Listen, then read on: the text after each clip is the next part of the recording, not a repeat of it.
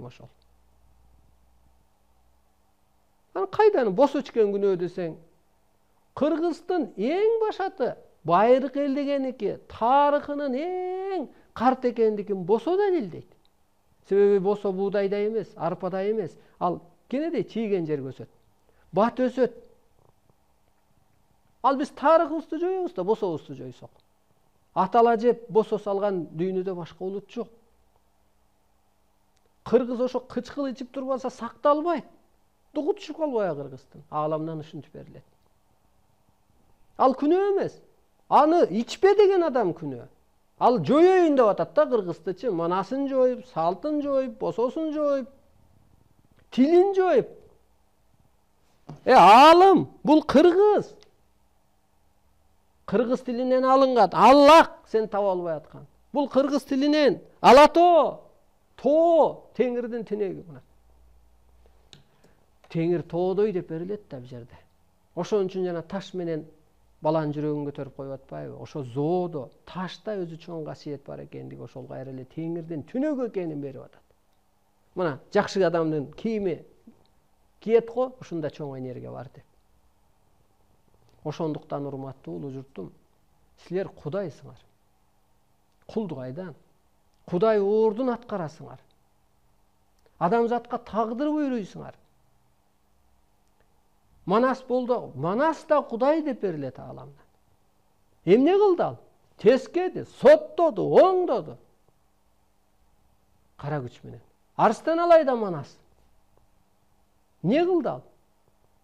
Адамзатты өстүрдү. Куткарды. Сиздерди жан кийди, сиздерди энергия кийди. Сиздер ааламсыңар, адам эмессиңер, ушуну эсиңерден чыгарбагыла. А бирок эмне керек эми? Жеткирүү жеңил, элди ишендирүү жеңил. А бирок адамдын калыптануусу ошо ааламга, улуулукка, периштеликке, арбайга мына ошо татаал. Келиңиздер ааламдык сыпатты өзүңөн изде. Ошондой мүнөзгө өт.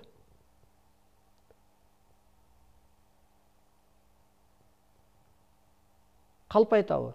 Арбай калпайтпайт. Периште ушак айтабы? Жок. Периште келип алып пендече жашайбы? Мына Кыргыздын Кудай экенин, Кыргыздын аалам экенин далили. Пендечилик жашоодо бак айтпай атпайбы Кыргызга? Пендечилик жашоодо көрүнгөн улутты ээрчип көрдү. Паспортунан да чийип көрдү Кыргыз деген атты. А бирок Кыргыз күндө көктөп атпайбы? Ар кандай саясат көрүп көрдү. Жок, Кыргыздын калыстыгы, кайтпастыгы, каны күндө түтү баягы түгөгөн сайын түтүгөн Кыргыз болуп, күчөгөн Кыргыз болуп, азайган сайын кулпурган Кыргыз болуп. Мына Кудай экениңердин далили, аалам экениңердин далили. Анысы кандай периште келип көмүр каспайт, көң чаппайт.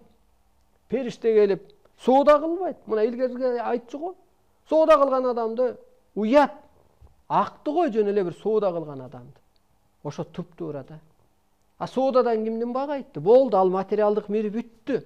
Азыр ошол энергия, магический мирге отуруш керек. Кыргыз сыйкырчы. Кыргыз шаман. Кыргызчылык бул сыйкырчылык. Кыргызчылык бул шаманчылык. Батасы менен жаратат, назары менен. Кыргызчылык бул теңирчилик. Кыргызчылык бул улуулук. Кыргызчылыгың менен жаша сен. Теңирдин ордун аткара, теңирчилик деген ошол. Эгер аткара албасаң күйүп кетесиң. Анткени сен ошого буйрулгансың. Эгер кыргыз болсоң. Мына Жалал Абадтан көп көрөрмандар, түштүктөн көп көрөрмандар чалат. Ошаяк кырсыгып атат. Эмнеге дегенде аркы ака туугандарга жакындап алган. Ошо менталитетке өтүп алган. Ошондой асмас алдап коет. Анча-мынча кидайetse, шитайetse деп коет. Кайтыңыздар. Жаныңыз чындык.